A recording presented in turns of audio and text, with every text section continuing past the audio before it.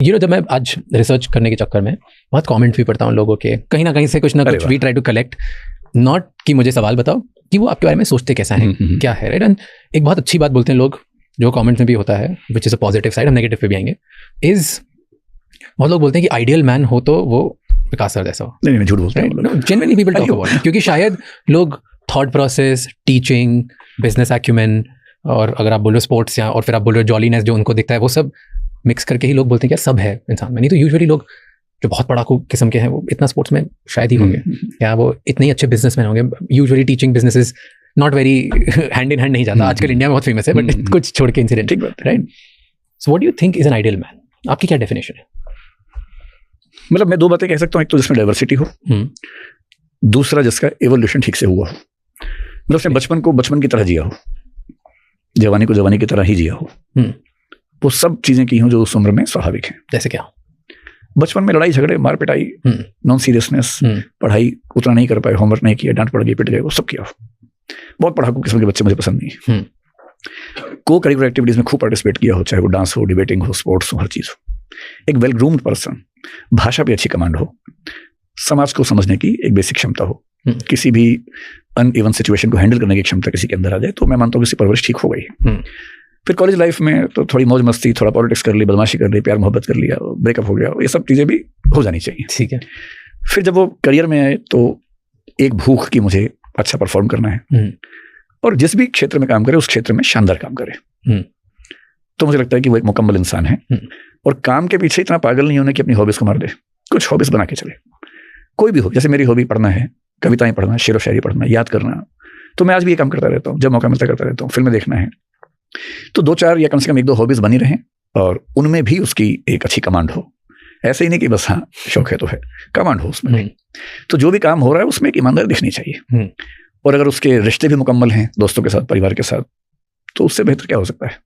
तो ये तो आपने बता दिया कि ये सब किया हो। हाँ। जिसने मान लो किसी कारणवश, सर्कमस्टेंसेस की वजह से, अपनी सिचुएशन की वजह से, परिवार की वजह से छूट गई गाड़ी, आज वो ये पहली बार देख रहा है। वो हो सकता है इंसान आज 25 साल का हो जो चाह रहा है कि मैं घूम रहा हूँ और मेरी जिंदगी में अब मुझे राह पकड़नी। हो सकता है 40 ईयर का हो, 50 ईयर का, वो बोल रहा है कि मेरी गाड़ी पैशन वाली छूट गई, आज शायद मुझे बेटर बनना है। या हो सकता है वो इंसान जिसका सब है, लेकिन वो व्यक्तिगत लेवल पे गुस्सा हो, मारता पीटता हो, बेकार हो, right. Somebody is watching it for the first time. Tell me 1, 2, 3 या 4 स्टेप्स जिससे लोग कहीं कैसे भी हों उससे एक आइडियल मैन बनने की तरफ जा सकते हैं। मतलब मैं तो कहूँगा कि आइडियल बनने के चक्कर में नहीं पड़े तो अच्छा है, बेटर मैन। आइडियल बनने के चक्कर में जिंदगी खराब हो जाती है। आप एक सहज इंसान बन जाए, वो ज्यादा बेहतर है। आइडियल आमतौर पर दूसरों की निगाह में खुद को देख रहे होते हैं, और हमेशा दूसरों की निगाह से खुद को देखना अपने आप में एक बहुत परेशानी की बात है। कंफर्टेबल ह्यूमन बीइंग होना ज्यादा बेहतर है। तो जो मिस हुआ आपकी जिंदगी में, आजकल तो हम कहते हैं कि age is just a number, तो जो मिस हुआ है सोशल मीडिया के दौर में, लगभग वो सब चीजें फिर से करने की एक चॉइस आपके पास है। मसलन खेलने का शौक था बचपन में, क्रिकेट नहीं खेल पाए, अब नौकरी करते हैं। मैं ऐसे लोगों को जानता हूं जो 5 दिन नौकरी करते हैं, बढ़िया नौकरी करते हैं, और 2 दिन खूब खेलते हैं। ऐसी ऐप्स आजकल हैं, कॉर्पोरेट्स के लोग उन्हीं ऐप्स पे उनका स्कोर भी आता है, सब कुछ रिकॉर्ड्स बनते रहते हैं, स्टेडियम बुक कर लेते हैं, मैदान बुक कर लेते हैं, हर सैटरडे खेलने जाते हैं। तब नहीं खेल पाए, अब खेल लीजिए। हमारे कुछ दोस्त बैडमिंटन दिल्ली में आजकल कुछ कोर्ट्स वगैरह बुक करते हैं, रोज खेलते हैं। तो आजकल बड़ी सुविधा ये है कि जो आप नहीं कर पाए वो सब करने के ऑप्शंस हैं। आपको डांस करने का मन था बचपन में, नहीं कर पाए, आप सीख लीजिए, इतनी डांस एकेडमीज हैं, और उसमें कुछ बैचेस स्पेशली उन लोगों के लिए जिनकी उम्र ज्यादा है, चले जाइए। एक बार अपनी हिच से बाहर तो निकलना पड़ेगा ना, कंफर्ट जोन तोड़ना पड़ेगा। तो अच्छी बात है कि ये जो नया टेक कल्चर है उसमें लगभग हर चीज के ऑप्शंस बन गए हैं। जो मैं कहने से बच रहा हूँ वो ये कि अगर उस उम्र में प्यार मोहब्बत नहीं किया था, अकेले घूम रहे हैं, तो आप डेटिंग कर लीजिए। डेटिंग साइट्स में हैं, सीनियर लोगों के लिए भी हैं, उसमें कहाँ कोई दिक्कत है। कुछ छूटा आपकी लाइफ में? ऐसा कुछ छूटा नहीं है, लगभग सब चीजें मुकम्मल तरीके से हुई हैं। मतलब मेरी लाइफ में डाइवर्सिटी बहुत ज्यादा रही है, और मुझे लगता है कि मैं बहुत कंटेंट हूँ। डराता है आपको? Do you have any fear? मेरा फियर क्या हो सकता है? एक हो सकता है कि जो प्रसिद्धि खत्म हो जाएगी, मुझे बहुत फियर उस चीज का नहीं होता। नहीं है ना। एक फियर ये हो सकता है कि जो सफलताएं हासिल की हैं वो खत्म हो जाएंगी, मुझे उसका फियर भी नहीं होता है। मतलब मैं इतना कंफर्टेबल हूँ कि बुरी से बुरी स्थिति में भी मैं जिंदगी गुजार लूंगा ठीक तरीके से।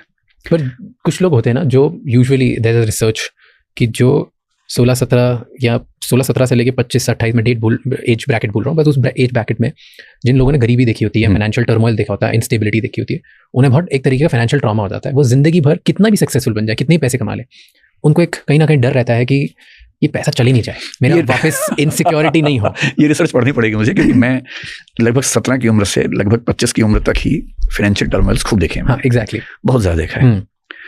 और सच बात है, मुझे लगता है कि उसी की वजह से मुझे डर नहीं लगता है। क्यों? उल्टा होना चाहिए, अब तो पैसे आ गए। नहीं, क्योंकि मैंने इतना बुरा देखा हुआ है कि मैं हर बुरी स्थिति को आराम से झेल सकता हूँ।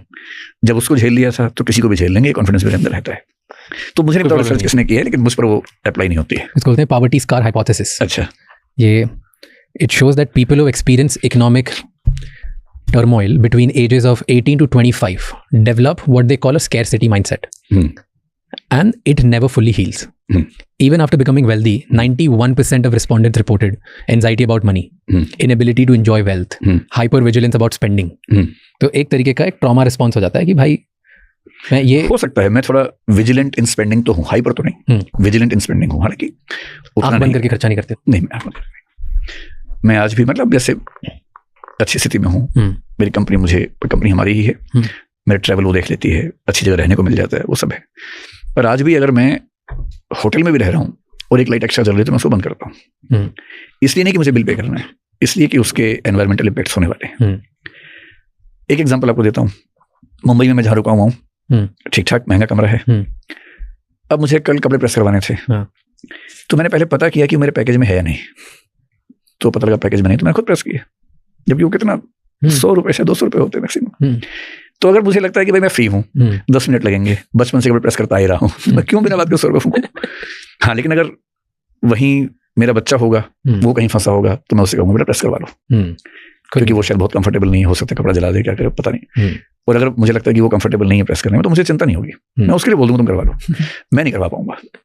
ये जनरेशनल मामला ज्यादा होता है मेरे ख्याल से। आपके पेरेंट्स भी कुछ पापा भी ऐसे, वो कुछ ऐसे खर्चे कर नहीं पाएंगे जो आप चाहते हैं कि वो करें, और आपकी नेक्स्ट जनरेशन आपसे दुखी रहेगी इस मामले में। जैसे मेरी माँ को मैंने कितनी बार कोशिश की कि घर में डोमेस्टिक हेल्प लगा दूं, पर उस माइंडसेट में रही है बचपन से, इतनी स्ट्रगल देखी, उनको हमेशा लगता था कितने पैसे मैं कैसे खर्च करूं, और मैं उनको नहीं समझा पाया कि आपके बच्चों के पास इतनी समृद्धि है कि वो आराम से मैनेज कर सकते हैं। उन्हें पता था कि मैनेज कर सकते हैं, पर तब भी दुविधा, और अगर लगवा भी दिया तो भी लगातार दुविधा कि मेरे ऊपर खर्च हो रहा है पैसा।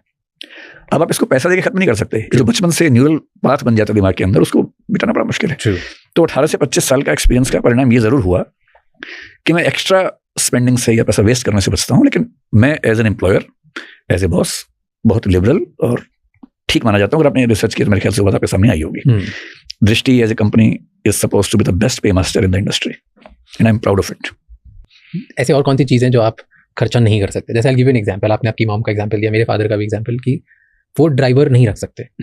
उन्हें मैं बोलता हूँ कि अब आपकी एज हो गई है, रख लो आप आराम से, ईज, इधर उधर जाना, आपको बहुत बार काम भी होता है, फोन पे भी बात करनी होती है, तो क्यों आप वो क्या करते हैं, गाड़ी साइड में रोक के फिर 15 मिनट और बात कर लो। मुझे मैं चला सकता हूँ, मैं हाँ मुझे पता है आप चला सकते हो, कभी कुछ इधर उधर आप रख लो, क्या दिक्कत होगी, पार्किंग करने की दिक्कत नहीं है कुछ भी। वो बोलते हैं सुबह से रात तक खड़ा रहेगा, वो क्या करेगा?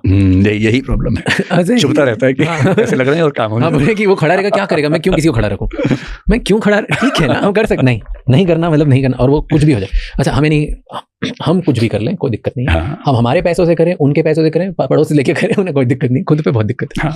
ठीक बात है। और वो ना खुद खर्चा करेंगे उस पे, ना मुझे करने देंगे, ना मेरे भाई को करने देंगे। हाँ, उनके ऊपर। हाँ, ये होता है। तो आपके कैसे ऐसे पैटर्न्स हैं जो आप, जिन पे आप फिजूल खर्चा? मेरे घर में कुछ ऐसे लोग हैं जो बहुत उदार हैं खर्च करने में, बहुत लिबरल हैं, तो उन्हें कोई दिक्कत नहीं है कितना भी खर्च हो। उन्हें पता है कि हमारी जो कंडीशन है ठीक है, और क्यों कमाए हैं पैसे, खर्च नहीं कर सकते। तो मैं ही थोड़ा सा कंजूस टाइप का आदमी हूँ उस मामले में, और उसकी वजह मेरे ख्याल से वो ट्रॉमा ना होकर के बचपन से संस्कार जो हमने सीखे वो ज्यादा हैं। जैसे पिछले साल मैं अमेरिका जा रहा था, तो मेरे परिवार के लोगों ने जिद करके मुझे एक फ्लाइट फर्स्ट क्लास की दिलवा दी।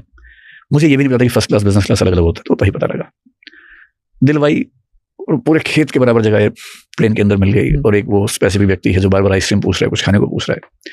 मैं उस 8 घंटे की फ्लाइट में इतना परेशान हो गया, तो मैंने अपने फैमिली में कह दिया कि जिंदगी में इसके बाद फर्स्ट क्लास में नहीं जाऊंगा। क्यों? मुझे कंफर्टेबल नहीं लगता, अकेले क्या बैठना है। हाँ, मैं इकोनॉमी में आजकल थोड़ा बचता हूँ, क्योंकि वहाँ बहुत लोग पहचान वाले मिल जाते हैं, तो थोड़ा प्राइवेसी का इशू हो जाता है। बिजनेस में ये कि प्राइवेसी का इशू नहीं होता, और बहुत महंगा भी नहीं होता है, मतलब as compare to first class. और लोग दिखते रहते हैं आसपास में, तो लगता है कि आप लोगों के बीच में। फर्स्ट में तो बंद है कैबिन में।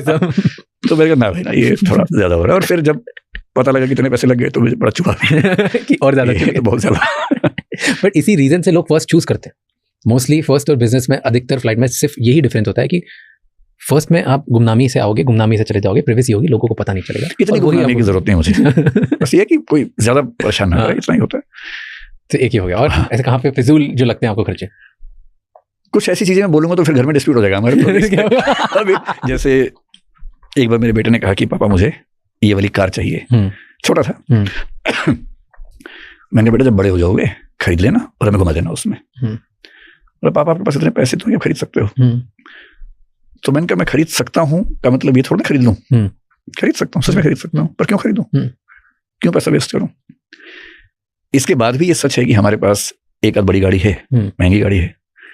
मैं पर्सनली बहुत कंफर्टेबल नहीं हूं उन चीजों के साथ, पर फैमिली तो सब लोगों से बनती है ना भाई, तो सबका मिला के जो बहुमत बनता है, मेजोरिटी बनती है, उससे फैसले होते हैं। तो अगर मुझे अकेले कहीं जाना हो तो मैं भूल के भी ऐसी गाड़ी से ट्रेवल नहीं करता हूँ। हाँ, जहाँ सेफ्टी का इश्यू हो, हाईवे पे जाना है, खतरा है, वहां कभी कभी कर लेते हैं। तो मुझे ऐसा लगता है कि फिजूल खर्चा। हाँ, पर्सनल लेवल पे ऐसा लगता है। आप एग्जैक्ट ऐसे मेरे पापा जैसी बातें कर रहे हैं। हाँ, जैसे कोई मुझे ये कहे कि ये घड़ी है 40 लाख रुपए की, वो पहन लो, हम गिफ्ट कर देंगे, तो मैं गिफ्ट भी नहीं लूंगा।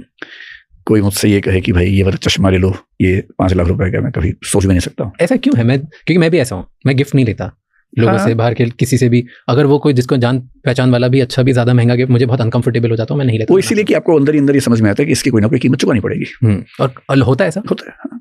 कोई भी चीज फ्री में कोई नहीं देता। दोस्ती यारी में ये हो सकता है कि फाइनेंशियल कॉस्ट ना हो, पर इमोशनल कॉस्ट तो है ना उसकी। हाँ, साइकोलॉजिकल है, सोशल कॉस्ट है, और वो एक्सपेक्ट करेगा। जैसे कोई आपको गिफ्ट दे महंगा सा, उसके बदले कि एक बार मेरे घर आ जाइए बस, और आप इंट्रोवर्ट हैं, आपको वही चीज ज्यादा महंगी लग रही है। हाँ। तो उससे अच्छा गिफ्ट मत लीजिए। क्यों लेना गिफ्ट? एहसान लेने से बचना चाहिए जितना बचा जा सके, बस। आप रीच आउट कर सकते हो लोगों को, कुछ काम होता है, कुछ आपको किसी मांगने में शर्म आती है? बहुत ज्यादा, बहुत ही ज्यादा। क्यों? सेल्फ रिस्पेक्ट कह लें, सेल्फ एस्टीम कह लें, और एक अनकॉन्शियस फियर कि मैं कुछ मांगूंगा तो उसके बदले कुछ देना, चुकाना भी तो पड़ेगा, और वो क्या चुकाना पड़ जाएगा पता नहीं। And I am one of the people who can't say no comfortably. So if you are such person, if you don't have command over saying no, you should avoid such situations.